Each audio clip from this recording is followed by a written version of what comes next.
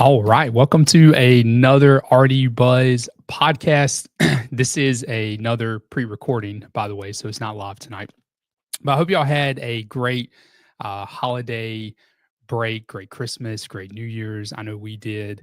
I don't know how it is for y'all, but typically come sometimes Christmas Day, depending on how the kids are acting or how sick the kids are, which they're pretty much sick on an annual basis on Christmas Day.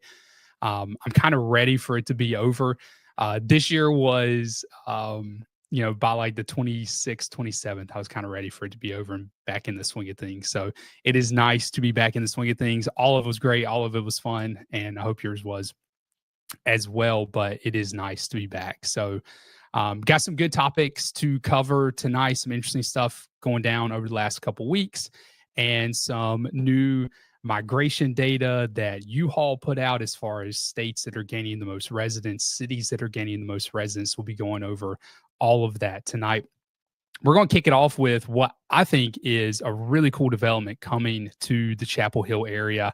So if you've ever been to Chapel Hill and you've ever looked around at the different neighborhoods, one that I think is really unique, it's probably one of the most unique neighborhoods in Chapel Hill, but not just Chapel Hill, but really the entire region. That's Southern Village. Southern Village, you can find attached housing, you can find detached housing, it's got like a little, almost like what's like a town square type setup where you've got this grassy area in the middle and all these businesses kind of in this like central area. You've got doctor's office, you've got coffee shops. Like it's a really unique neighborhood. And there's a plot of land right across from it that is going to be developed with another neighborhood and an 80-acre public nature preserve, which is really cool. So a good portion of this developed area is going to essentially be remain undeveloped and be a nature preserve. So I want to kick it off with that because that is a really unique side of Chapel Hill. It's going to be called South Creek. I'll kind of show you, I'll pull up a map and show you what it's going to look like. So you've got Southern Village right here, and then South Creek is going to literally be right across 15501.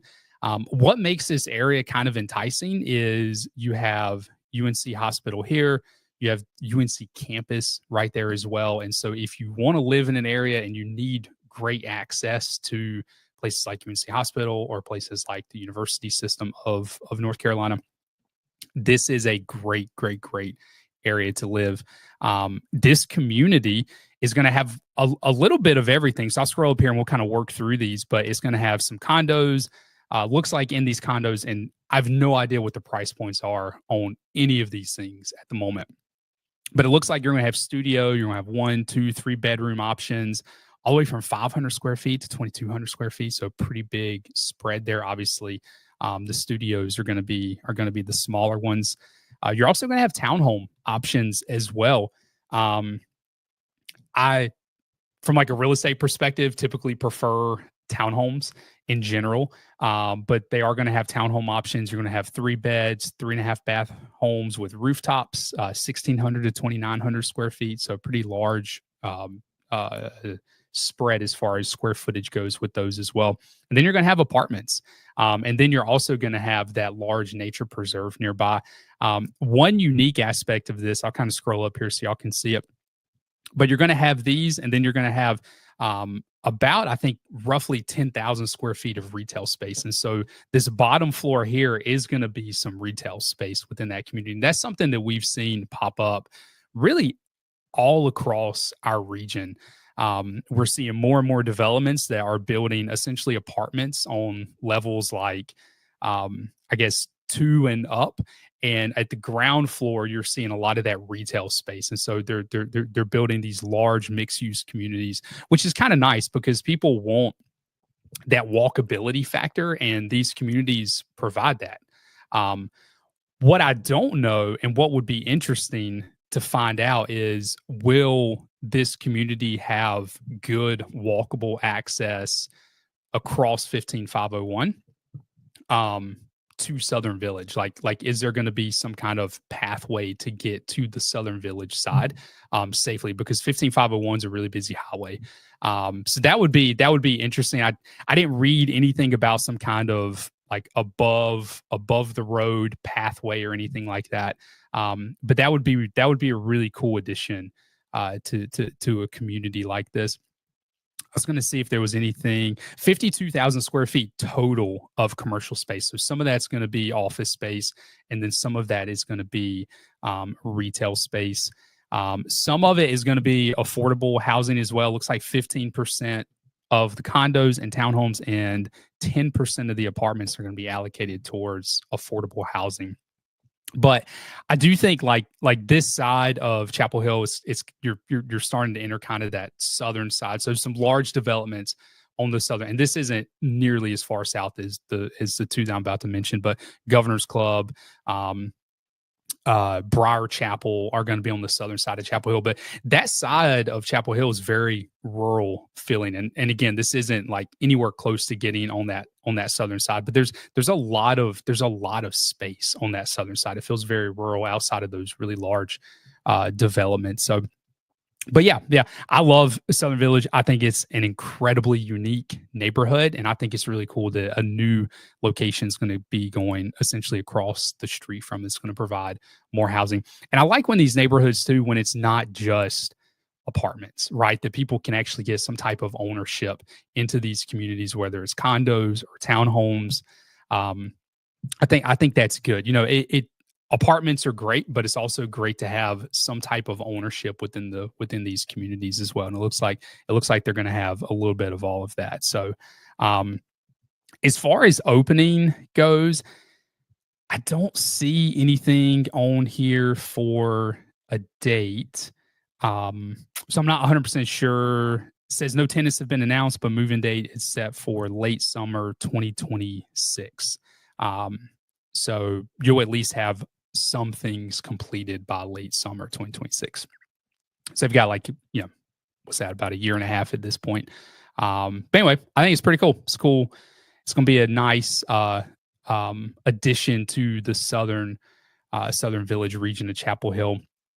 Another development that's coming in, Lennar just bought up some land in Garner. So I'm going to share this screen here. Looks like they bought quite a few acres in Garner. 25 of the acres, looks like 50 of the acres are going to be developed, and then 25 of these acres are going to be set aside for essentially like amenity use or open space. It's a really good location. So if you look, I know on the screen it may not be too easy to see, but you've got the location here. This is the White Oak Shopping Center in Garner. So that shopping center's massive, has practically everything that you would need. And you're really close to that location, but you're also really close to like Benson Park, White Deer Park Nature Center. Like you're super close to a lot of really cool spots within Garner. So this is going to be a really good location for folks who want new construction and kind of want to be within that Garner region. Typically the folks that fit well with the Garner side of town are going to be folks who want easy access into downtown Raleigh. So that's kind of like the ideal clientele for the Garner area. The community looks like it's going to have 167 single family homes. It's going to be built in 2 different phases. Obviously at this point they have not released any pricing for it. But you can kind of look. So there's another neighborhood within this general vicinity called Edge of Auburn. It's a Lennar neighborhood. It's a Raleigh address, but it's right there in the Garner area. And you can kind of look at those prices and probably get a pretty good feel for what these will be. But great access to downtown Raleigh. So if you want, and this part of Garner in general is really starting to explode when it comes to new construction. There's a good amount of new construction going on that side of town, and really on the southern side of Raleigh in general. I know we did a video a couple weeks ago of areas that we consider kind of hot spots for the next decade, 2 decades. And this southern side of town is one of those, is one of those regions. It's going to see significant growth over the next decade, 2 decades. And a lot of that has to do with the new highway systems coming in, with Interstate 540 being complete on the southern side. And a lot of it too just has to do with their space to expand. You look at North Raleigh, there's not a lot of space left to expand. South Raleigh has the space. And so you're going to keep seeing a lot of new developments popping up on this side of town. And we'll get into some of the migration trends here in a second, and a really interesting chart on population growth that occurred. But the migration trends show that demand is there, and so these builders are just going to keep developing these sides of town where there's space to develop. So, but yeah, so this will be a cool. This will be a good community with a really good location as far as like convenience to different amenities go. Another part of the triangle that's exploding is Wake Forest. So there's this shopping center in Wake Forest called, I think it's called Grove 98. There's a Wegmans across Highway 98, and then on the other side there's restaurants like Torchy's. There's a Five Guys. There's the Dave's Hot Chicken. There's what's that cake restaurant that's there? Nothing Bundt Cakes. I'm not a big fan of like store-bought cakes, but the cakes from Nothing Bundt Cakes are absolutely fantastic. So there's already a lot within this shopping center. If you've ever been there, parking honestly is kind of terrible. At least that's been my experience. So if you go to one of these restaurants, you might struggle to park because for whatever reason they built the parking lots really small for these commercial developments, even though these are really popular restaurants. But there's a new one that was announced that's going to be joining, and I might butcher the name. Bippy Bop, I think is the name of it. It's a Korean barbecue restaurant. It looks really good. It's like the rice bowls, the Korean barbecue rice bowls. With like the toppings and stuff that you get to choose to put on it. So it looks really good. But this is a part of Wake Forest that is just exploding when it comes to commercial development. And we talk about that a lot, how one of the things that separates Wake Forest from some of the other areas in our region is the commercial development. There's not just residential, there's a lot of commercial. And that's needed when you have the population growth that's occurring, when you have all these people moving into all these large neighborhoods. And if you're not building the grocery stores, you're not building the restaurants to accommodate all those people, it becomes a challenge and people get frustrated. So that is something you could probably accuse Wake Forest of maybe growing too fast, but what you could not accuse them of is not developing the commercial side of their real estate quickly enough. And so that shopping center in general, I think just has a lot of really great chain restaurants. If you like chain restaurants, I mean, these are like Torchy's Tacos is really good. Dave's Hot Chicken, I've heard great things, never eaten there, but I'll definitely be checking out this Bippy Bop. I just love the name. The name's fun. I have no idea if I'm even saying it correctly, but the name is fun to say regardless. So it's just worth going just because of the name of it. All right, so some migration data. So this is probably one of the things I was most excited to talk about. I want to show this list to y'all. So last year, and they actually have it on here who was number one. So Texas was number one last year, Florida was number two, North Carolina was number three, and South Carolina was number four. And just so y'all know a little bit about this this list here. So U-Haul puts together a list of places where they see the migration trends being. So I guess they're following where their trucks and their trailers are going the most, and then they're compiling that into this list.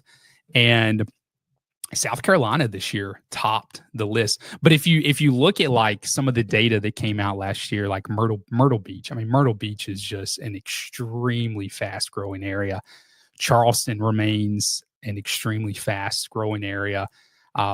Probably a little too fast and try. If you've ever been to Charleston, beautiful city. It's probably my favorite city in the country, honestly. And but it is growing crazy fast down in Charleston. So South Carolina does not surprise me whatsoever. The fact that they are beat Texas is a little surprising. Like, I wouldn't have been surprised if it would have been Texas, South Carolina, North Carolina. But it's kind of surprising that they top Texas on the list. Texas always up there. North Carolina being ahead of Florida was a little bit surprising as well, because obviously a lot of folks are moving into Florida. But if you look at real estate trends, and I'm not an expert on Texas real estate, I'm not an expert on Florida real estate, but I do try to follow as much as I can national trends, because obviously real estate is local, but national trends do play a factor into things. And the real estate markets in Texas and Florida are not great for sellers, at least. And there's not a ton of buyer demand either. So like we've worked with quite a few folks moving from Florida. And to sell a house in Florida right now is really, really, really tough. There's an inventory glut, and it's just a really tough market. And so to see less people moving into Florida than we saw last year is not that big of a surprise. And Florida went through a period this year with the handful of hurricanes that came through. I would say really in the last quarter of last year, the number one destination for us as far as reach outs was the state of Florida, without question. We had more calls from people who lived in Florida looking to move out of Florida than we did any other state. And it wasn't even close to another state. And so I North Carolina being on the list, number 3, 2 years in a row is really cool. And I mean, we feel that in our area. Our area continues to grow. And we'll look at a really cool chart here in a second of the population growth. But yeah, and kind of to talk on Texas a little bit, we had a healthy number of folks moving from Texas to our area as well. And the Texas housing market, at least Texas is a huge state, so it's tough to talk about the Texas housing market. But you look at places like Austin that performed really, really well over the last several years. Last year was a tough year for Austin. So anyway, it's a fascinating chart. I'm really honestly surprised South Carolina jumped over everyone. But I'm not surprised North Carolina is in the top 3. So they don't just do states for U-Haul. They also do metros. So these are the top metros that they saw as far as growth goes. Dallas, number 1, should not be surprising there whatsoever. Charlotte, number 2. That's actually really surprising to me. I not that like Charlotte is ahead of Raleigh. That's not necessarily surprising, but how much further ahead on the list than Raleigh is. So Charlotte's number 2, Austin's number 5, and Raleigh is number 7. I don't know where Raleigh was. Well, hold on. Let's click here. I was going to say, I don't know where Raleigh was last year. This is 2024. This is the states for 2024. Yeah, I don't know. I don't know where Raleigh was last year. That probably would have been a good thing to look up before I hopped on here. But regardless, Raleigh being in the top 10, not surprised whatsoever. So I'll have to look up. Actually, no, this is okay. Yeah. 2024. Yeah.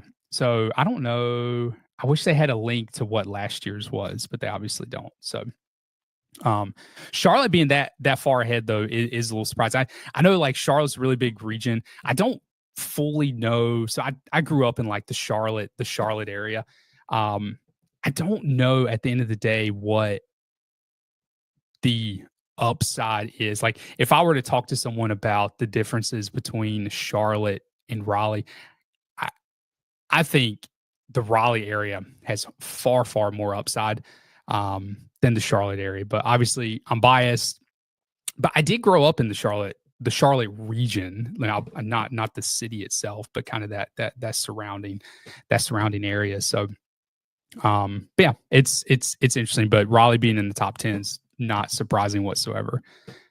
All right, this chart here, is it not going to pull up? Let me see.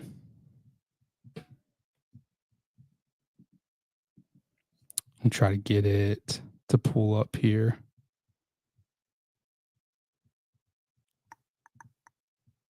Sorry about that, y'all.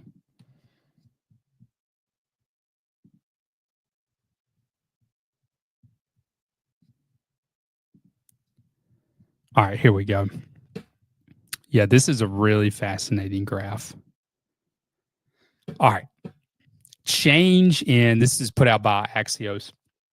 Change in population from, so it's comparing 4 years to 4 years. So 2014 to 2018 compared to 2019 to 2023. So those 2 4-year periods, the population growth. And Wake County grew substantially, especially for the size of its county, right? I mean, Wake County already had 1 million in population.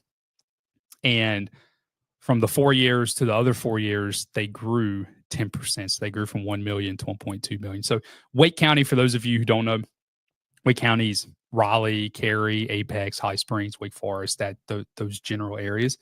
And that kind of growth in a county that's already that size is just wild. Durham County grew a little less, 7.5%. But still, I mean, that's a really good clip over a 4-year period. Chatham County, I know we've talked a lot about Chatham County lately. That number is just going to continue to increase and increase and increase percentage wise. 12.2%. So significant growth. The fastest growing county in the state over the last 4 years was Johnston County. So Johnston County has a lot of different areas that we typically don't talk about because we don't really work there. It's just too far from where we operate. But we do cover places like Clayton, and Clayton's in Johnston County. Part of Garner is also in Johnston County. 18.5%. That is the fastest growing county in the state of North Carolina over the last 4 years. You have other fast growing counties, Cabarrus County, which is just north of Mecklenburg. Mecklenburg's where Charlotte is. You also have Brunswick County, which is growing because of Wilmington, and then a little bit even of like the Myrtle Beach area pushing up into it from like the South Carolina side.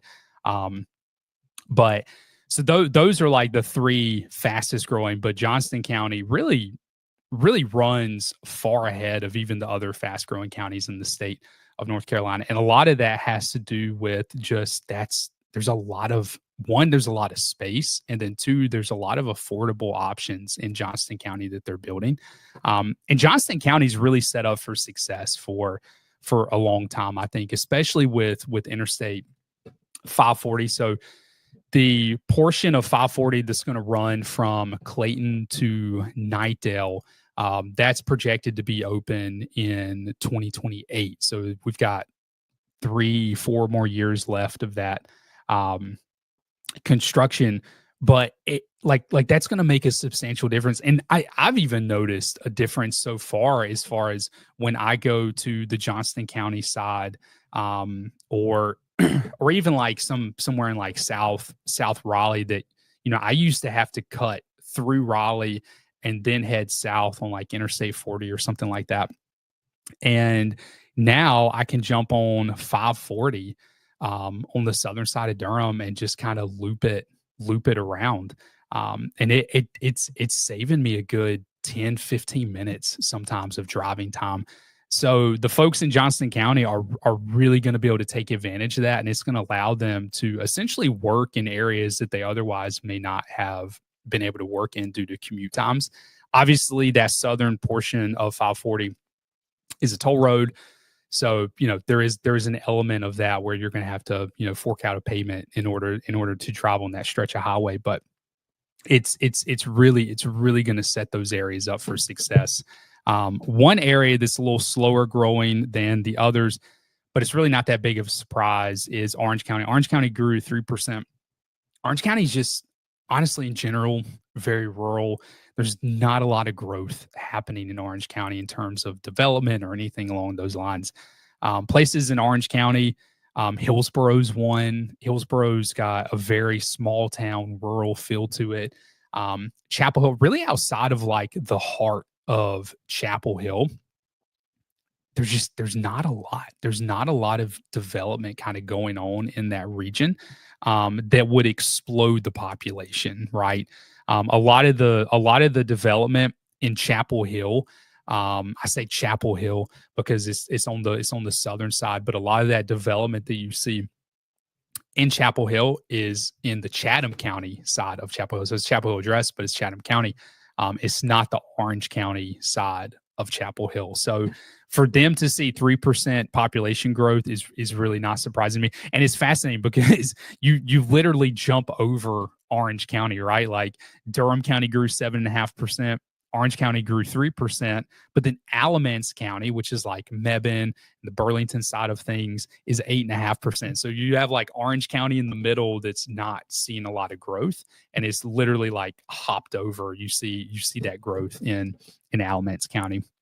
But this growth this chart in general is fascinating because you really see where the economic engine is in North Carolina. You see the areas that are growing, you see the areas that are declining. Most of that decline is on the eastern side, just significant decline on the eastern side as far as population goes. So a lot of these folks, if I had to guess, are probably moving west. They're moving into places like the Raleigh and Durham area, or they're moving into what they call the triad, which is Greensboro, High Point, Winston-Salem, kind of those three cities over here on this side, or they're moving into the Charlotte area. And so like you literally see what makes North Carolina move and in this chart as far as like economic engines go. And it's the triangle, it's the triad, and it's the Charlotte area. And then you obviously have some like coastal regions here and some of the mountain regions over here. But in general, a lot of the economic engine in North Carolina is kind of that central part of the state. So yeah, I love stuff like this, but the growth in Wake County, especially, really surprising. That percentage, especially when it's that size of a county already. I mean, you look at Mecklenburg. Mecklenburg was 7% growth. That's where Charlotte is. So yeah, it's really crazy. All right. So one thing I did want to talk about, we have a potential snowstorm coming up this weekend. I'm recording this on Tuesday. So I tell you when I'm recording this, because if you're watching this on Thursday and the snowstorm has been canceled or, is no longer going to be taking place, I just want you to know ahead of time that I've pre-recorded this. But as of today, the second that I'm doing this recording, there is a snowstorm supposed to hit. And what I want to talk about is essentially one of the questions we get from a lot of folks is, one, how do you prepare for winter in North Carolina? And two, how do you prepare for a snowstorm?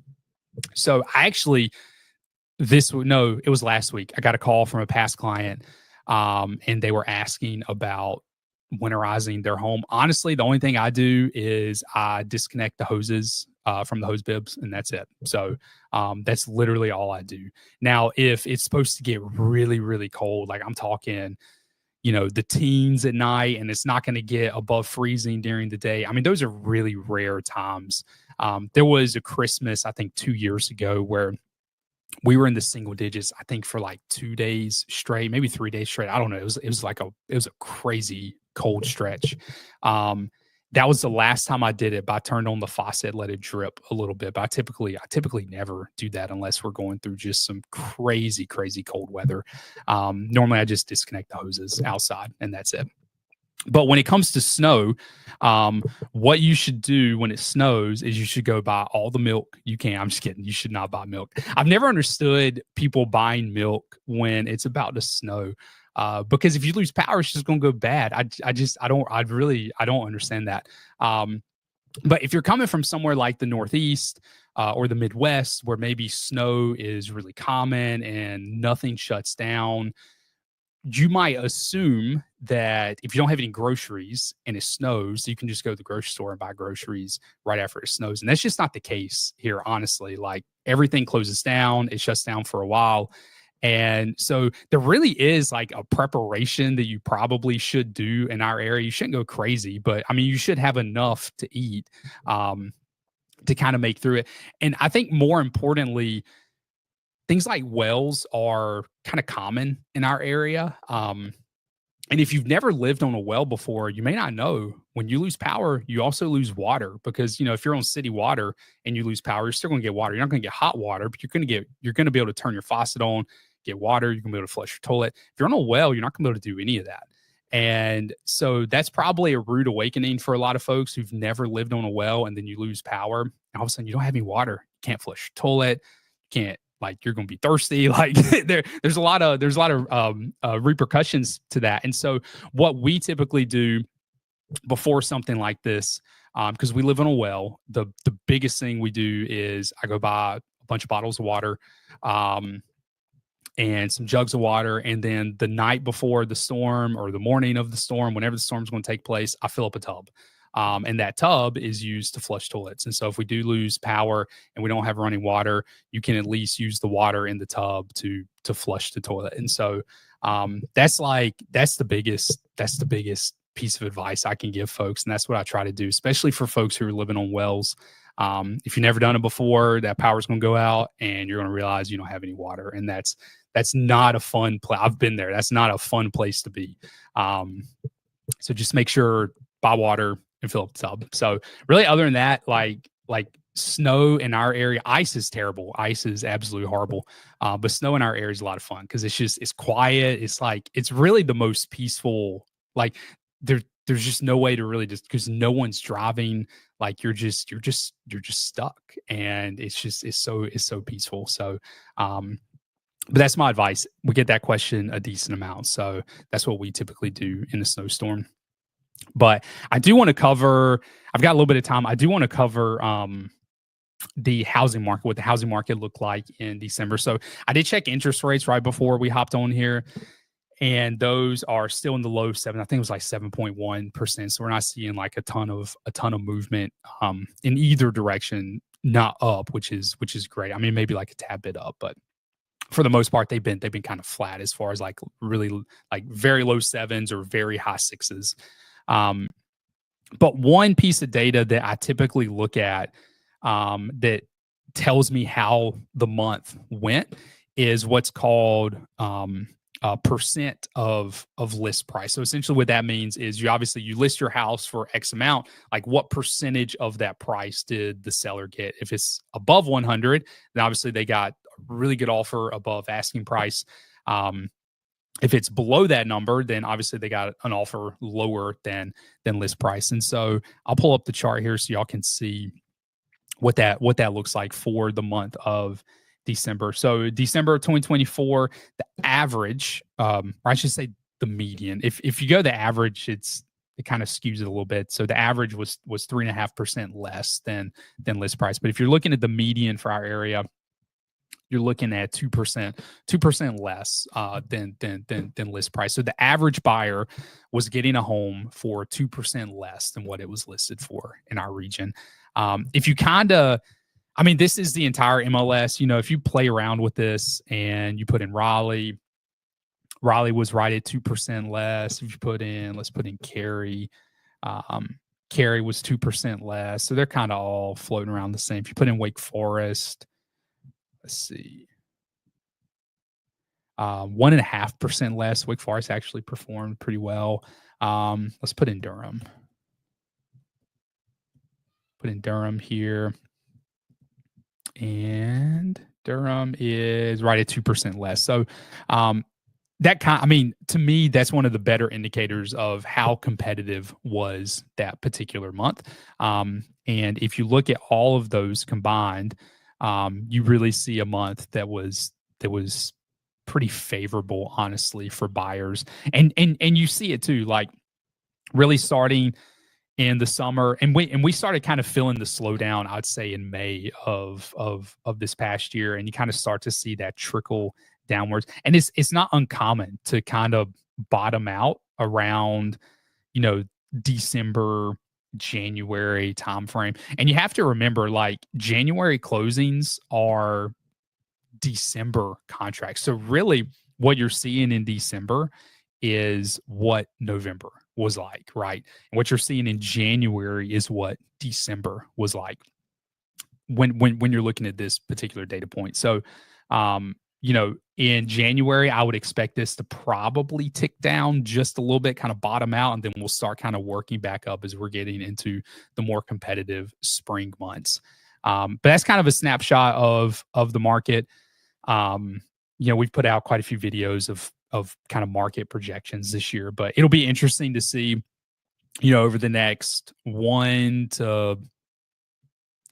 I'd say 3 months, 1 to 3 months, we'll have a really good idea of where the market is heading. You always get like gut feelings, right? Like May, I had a gut feeling the market's starting to turn, but the data doesn't really start showing that for several months later. And so, gut feeling is good, but it's always nice to have data to kind of back that up a little bit. So I think we'll start to have some of that data coming in over the next several months. But awesome. Was good to be back. I am thankful that hopefully we'll be doing these as much as we can, hopefully on a weekly basis. And at some point this year, hopefully we'll kind of transition back to doing these live and not pre-recorded. But I'm excited for 2025. I think it's going to be a really good year. I appreciate y'all tuning in. If you are looking to buy or sell, we are real estate agents, so you can find our contact info in the description below. And feel free to reach out to us. We'd love to be your real estate resource of choice. But I do appreciate y'all watching, and I will see y'all next time. Bye, y'all.